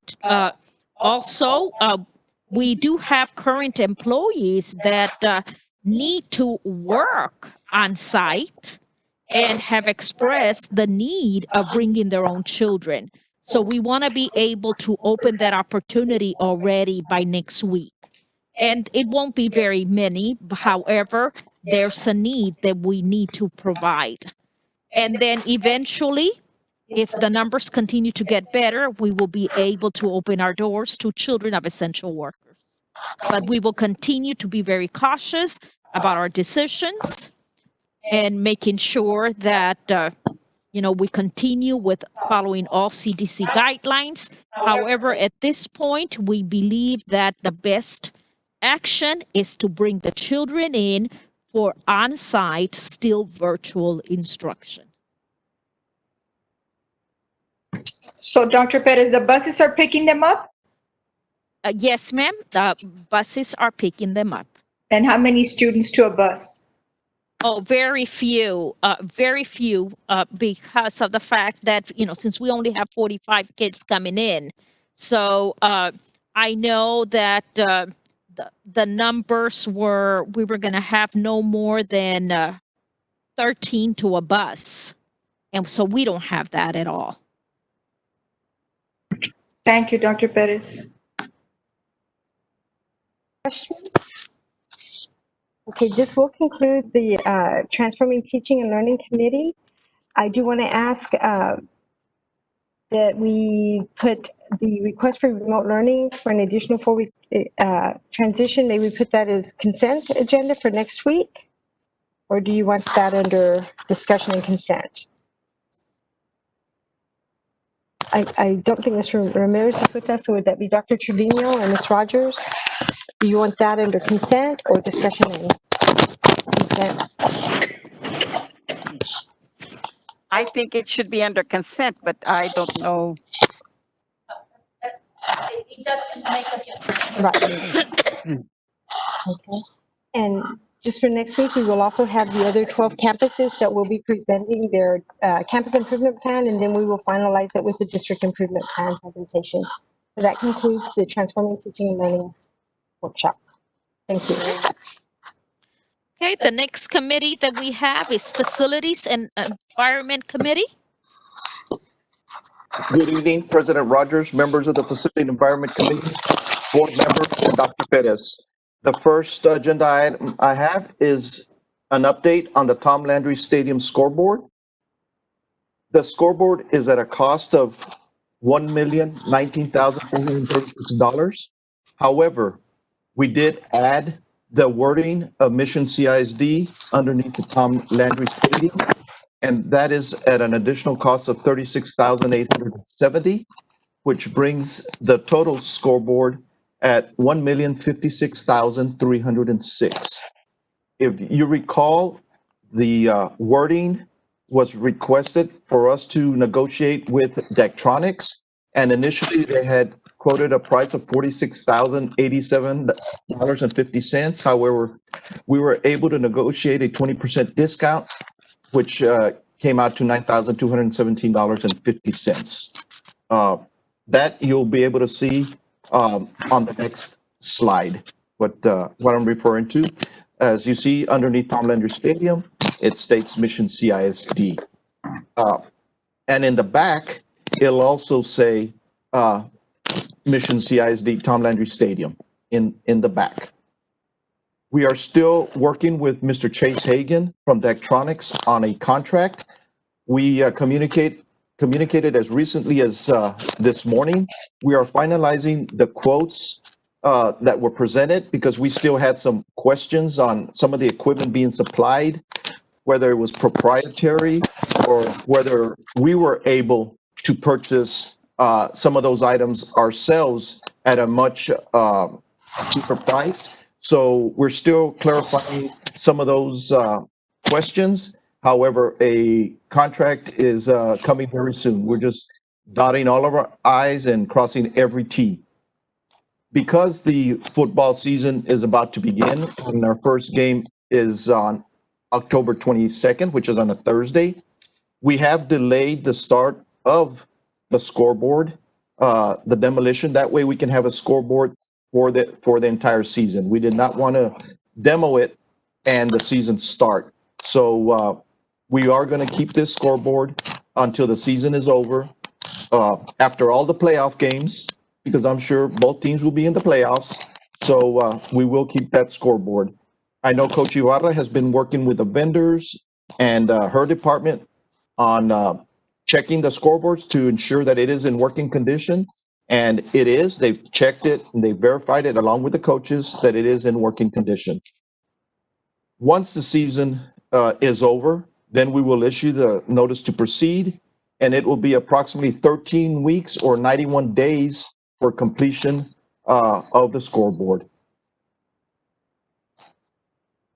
Now, Mr. Verley, Ms. Garcia, they're working on the sponsorships and along with Daktronics, because part of the scoreboard agreement is for Daktronics to use their marketing team to assist us on getting sponsors for the district. The current scoreboard sponsorship, as you can see, is the founding partnership is Mission Hospital. That's at a 10-year term. That is, they'll be the center sponsor on the scoreboard. Then you have to the sides, to each side of that, 2 anchor sponsorships. That's what we currently have. And again, Mr. Verley, Ms. Garcia, and staff and Daktronics are working on the sponsorships. So, this is the example of the future revenue stream of the sponsorships. As we stated, with our goal is, of course, to get all our sponsors. That will pay for the scoreboard and gain revenue for the district. Of course, that is our goal, and everyone will be working hard to ensure that that goal is met.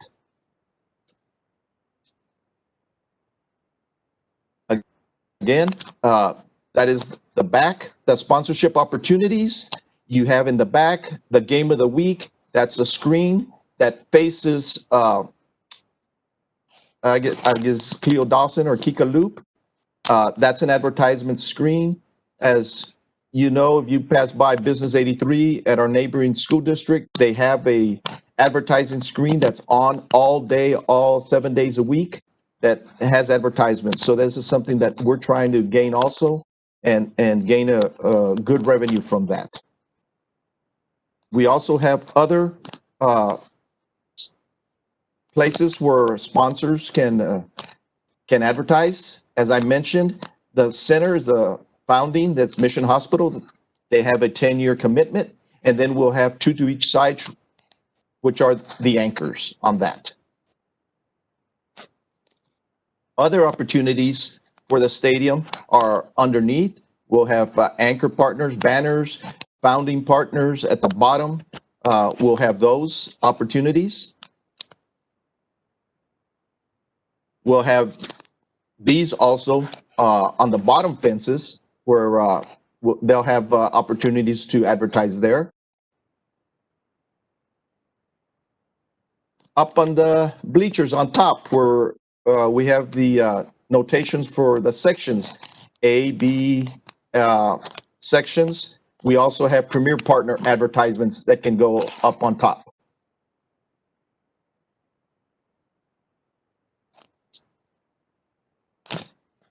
And on top, facing the parking lots, we have also advertisements availability for sponsors to purchase. Again, at the bottom section of the bleachers, we have that area that we can advertise, sell advertisement. So now we get to the eagle that we had to take down. The reason we had to take it down was because the scoreboard extended too much to the north, and the eagle wing was going to be in the way. So we did take it down. Currently, we have a geotech firm that's doing test results. They dug on Friday. We're awaiting their results, and we already have a contractor on board to rebuild the pedestal and mount the eagle at a cost of $10,775. Our estimated completion date, of course, is by Thursday, October 22nd.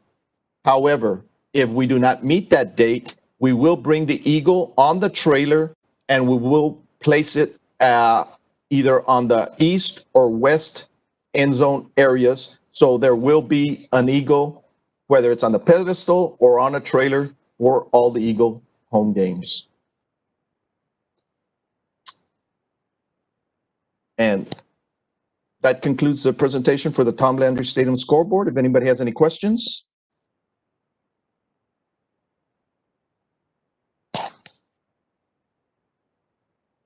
No, I'll go to my next agenda item is supplemental budgets for projects for the remaining of the year.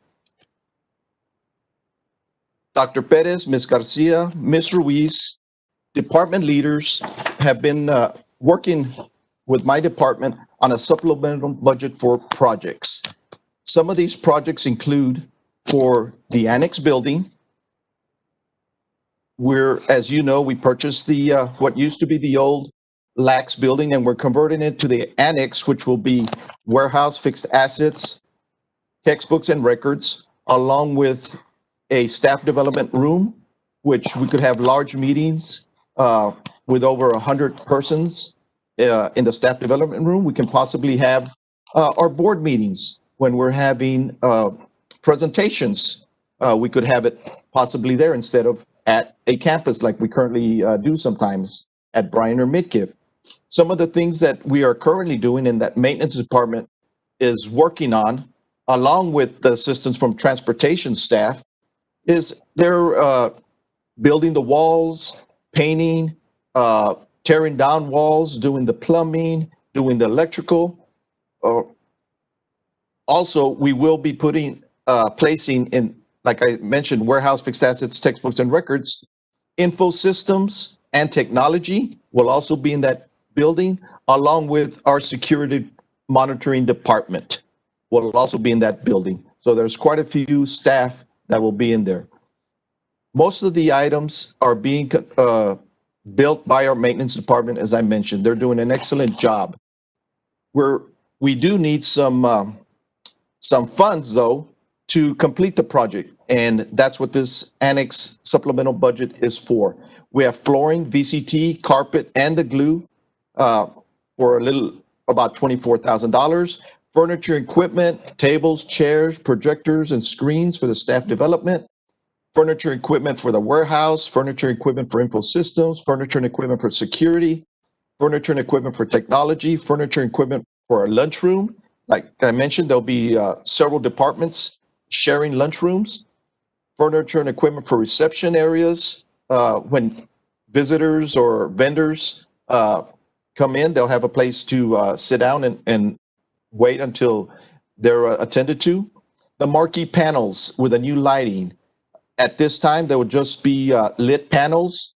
And in the future, we will budget possibly for marquee that has presentations. But for now, we're just doing standard marquee panels with new lighting. We do need an electric emergency generator because we will be moving the NOx, which is the network operation computer systems.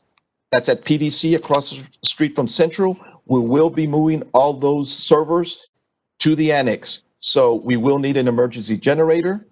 Office equipment, we'll need TV sets throughout the building and in the staff development room.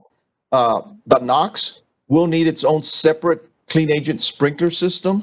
We have a budget for that. We do have to reroute some of the fire sprinklers that are currently in the building. We have to relocate all the fiber optic cabling that's, again, across the street from Central to the new annex. That's at an approximate cost of $50,000. We do have a couple of minor roof repairs. We have a budget, and that's our subtotal with a 10% contingency budget.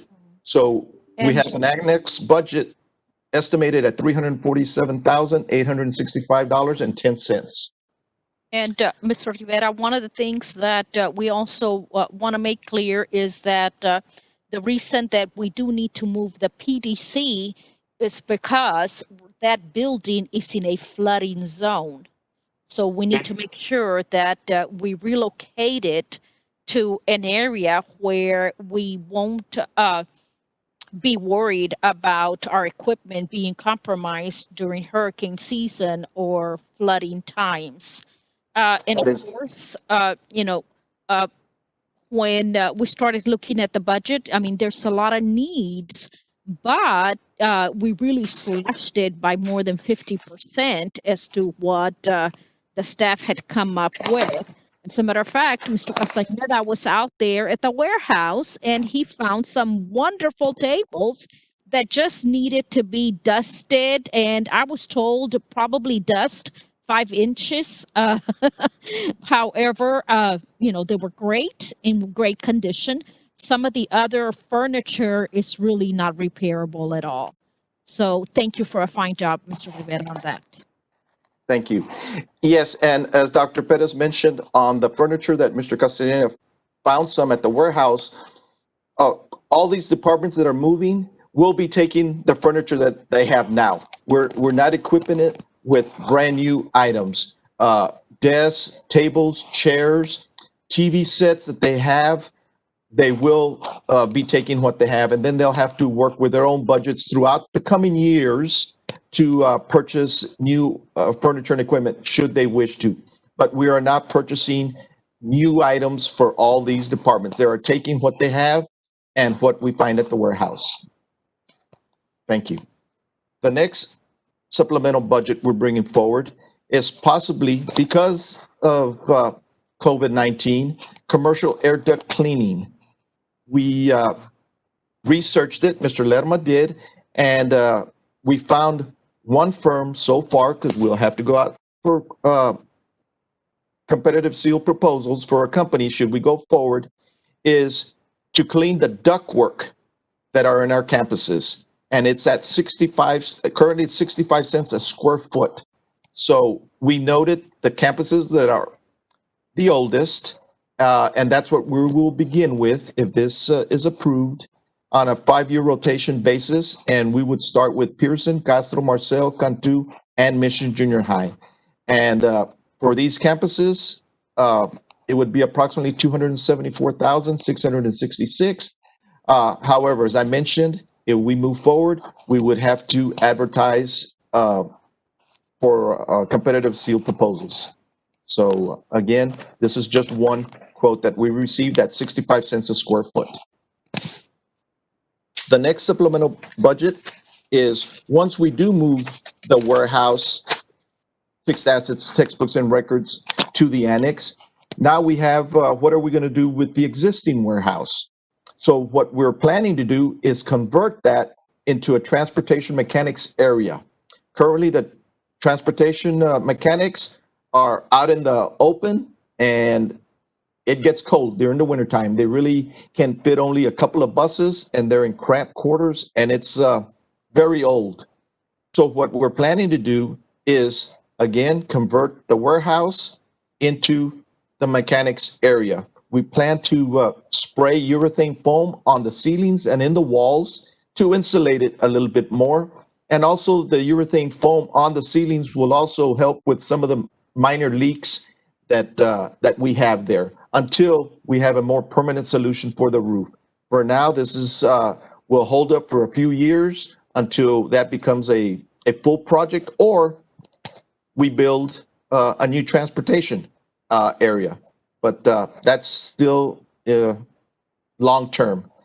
So we already received one quote on the spraying the urethane, and this is the top of the line. We didn't go with a cheaper one, and that's at $59,500. There's an additional overhead door with an electric motor that they would like to have, and that's at $2,500. And the existing overhead doors, which are 3, the mechanics would like electric motors to open and close, and that's at a cost of $1,950. And our own maintenance department will install the new LED lighting at $6,000. So that supplemental budget would be at $69,950 for that project.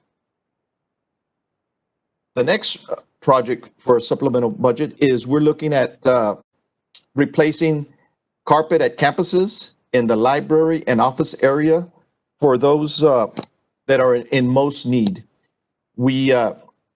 The maintenance department, Mr. Lerman, the staff went out to the campuses, and also by when the campuses were built and when offices or libraries were renovated, we identified Ralph Cantu Junior High office area at $16,000, Mission Junior High library area, Midkiff office and library, O'Grady library area, and Salinas office area. Those were identified to need carpet replacements. There will be carpet tiles, and the maintenance department will do this work. And we have an estimated cost of materials at $59,500. The staff that did go and evaluate and assess the carpets at the campuses, you have their what their recommendations are and what they assessed. Those that are in good conditions, those are in excellent conditions, and you have all the campuses. So those can also be on a rotation basis, just like some of the other items, like the duct cleaning. The next assessment is the final. We have annex expenses for all those departments that I mentioned, $347,865.10, carpet library office areas for 5 campuses, $59,500, warehouse transition transportation mechanic area, $69,950, HVAC duct cleaning for 5 campuses on a 5-year rotation basis, $274,666, with an estimated total of $751,981.10 for the supplemental budget. And Ms. Ruiz will have this supplemental budget for recommendation and approval on her portion of the presentation. Any questions? Any questions? And just to add that we made a concerted effort to save funds last school year because we knew there were needs. So this doesn't mean that we're going to be going into the fund balance that we had last year. The funding that we're asking is coming from funds that we saved last school year. Because funds, we have not had a facilities improvement fund to be able to have this this facility improvements on a rotation basis. So hopefully next school year, we'll start doing that through our regular budget. However, what I told the staff was, let's look at coming up with a supplemental amendment budget in October. Once the dust starts settles in and, knowing what our needs are, we knew we needed that annex. We needed to move PDC to higher ground. Also, our security needed to be moved. Over at warehouse, there was no way that we could re-roof because of where our warehouse is located. Remember, it used to be an old chemical company, so we cannot do any renovations there. We cannot move any of the grounds. So that's why we purchased the building. So all these purchases that we're doing are not coming from fund balance. This is based on funding that we have been able to save. We are also scheduling the first department, which is Mr. Castaneda's security, to be moved in and operational by Monday, October 26th. They are the first department that will be moving in. And then we'll phase in warehouse and then technology and info systems. That's all I have. Thank you.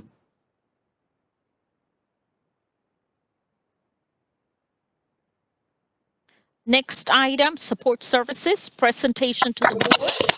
A, social services, resources, our licensed professional counselors and counselors offer our students.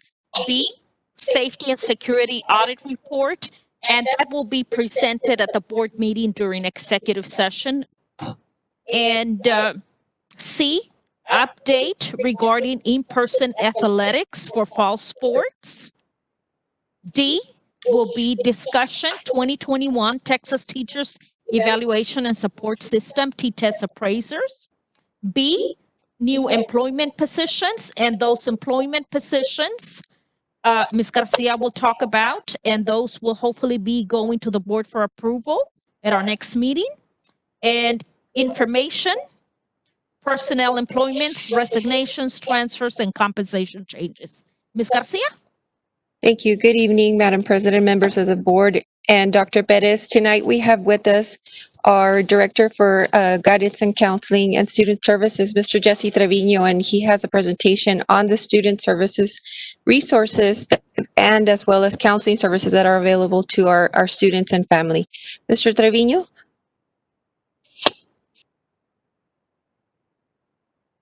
Hello, can y'all hear me? Yes, sir. Go right ahead. Okay, good evening, Madam President, Mrs. Rogers, members of the board, Superintendent Dr. Perez, and members of the audience. This evening, I'll be presenting on the social services resources that we have for our students and parents in our district. But I want to start off for thanking y'all for approving our licensed professional counselors, or LPCs. They're the ones that address the social emotional concerns and the needs of our students, especially at this time during our pandemic. So I want to start with our counseling services.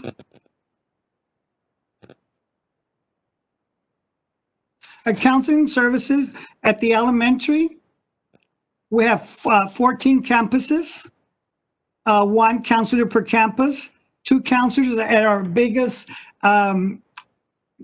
schools, which is Medcalf and Bryan. At the junior high, we have 4 campuses, and we have 3 counselors per campus, 1 per 6th, 1 per 7th, and 1 for 8th grade levels.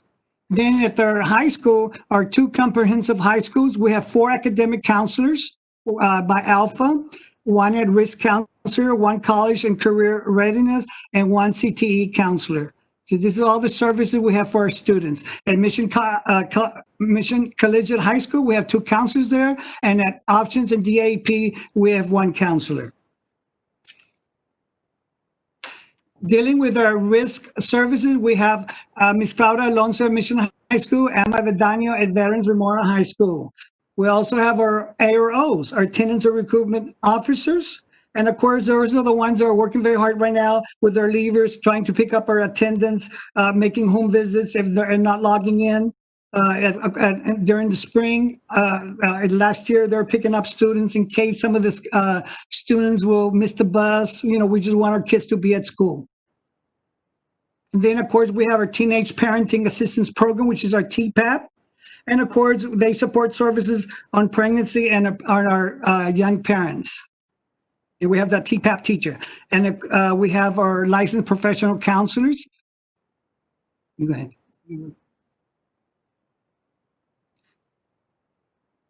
And this summer, we applied for a grant, and we're very happy that we got it. We're honored to be one of the schools here in our state, one of our districts, to the state of Texas, to have our schools chosen. And those are 4 elementary, which is Bryan, Castro, O'Grady, and Waits. We have the 4 junior highs, Alton, KY Mission Junior High, and Ralph Cantu, and a 2 comprehensive high school, which is Mission High School and Veterans. And of course, we went through the behavior concerns, failing grades, attendance, the crisis